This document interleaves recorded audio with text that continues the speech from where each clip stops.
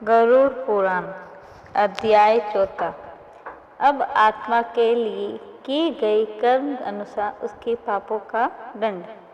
इस पुराण में हमें यही बताया गया है कि जब व्यक्ति बुरे कार्य करता है तो उसे नरक की यात्रा भोगनी पड़ती है।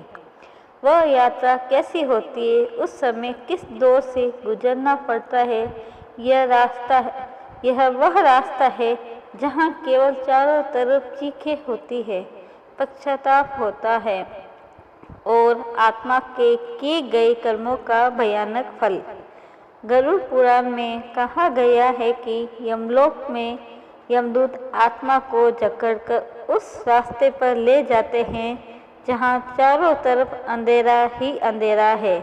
उस मार्ग पर सब कुछ अंधकारमय है, जहाँ ना तो दिन है और ना ही रात। होता है तो केवल एक भयानक अंधकार, एक अजीब सी गंध और भय का अनुभव कराने वाला एक बिल्कुल अलग ही एहसास। उस समय रास्ते पर आत्मा को वह सब देखता है जिसकी उसने अपने जीवन में कल्पना भी नहीं की होती। रक्त से बहती नदियाँ, चारों तरफ भूमि पे बिखरे हुए कांटे, अग्नि से जलते हुए पेड़, अन्य पीड़ित आत्माओं की कहराती चीखती हुई आत्मा, वातावरण में भयानक सा शोर। गरुड़ पुराण में कहा गया है कि यत्र सलानि दृश्यते यत्र अग्नि प्रथन मार्गम नहा केवलम दुख मात्रकम, यानी वह रास्ता ऐसा है जहाँ ऊपर से बरसियाँ बरसती है, चारों ओर धधकती आग की लपटें दिखाई देती है।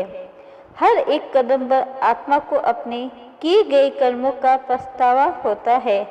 यह यात्रा 47 दिनों तक चलती है और हर एक दिन आत्मा को उसके किए गए पापों के अनुसार पीड़ा दी जाती है। पीड़ा जब असहनीय होती है तो वह आत्मा यमदूत से विनती करती है, कुछ अपने किए गए पापों के लिए क्षमा मांगती है, लेकिन उनकी चीखें पुकार सुनने के लिए वहाँ कोई नहीं होता है जो उन्हें उस पीड़ा से बचा सके। तब आत्मा को समझ में आता है कि जिंदगी में कैसे छोटे छोटे बुरे कर्म का भी इतना बड़ा परिणाम भुगतना पड़ता है। यह तो केवल नरक में जाने के रास्ते में इतना भयानक दृश्य दिखाई देता है। आत्मा को इतना कष्ट भोगना पड़ता है।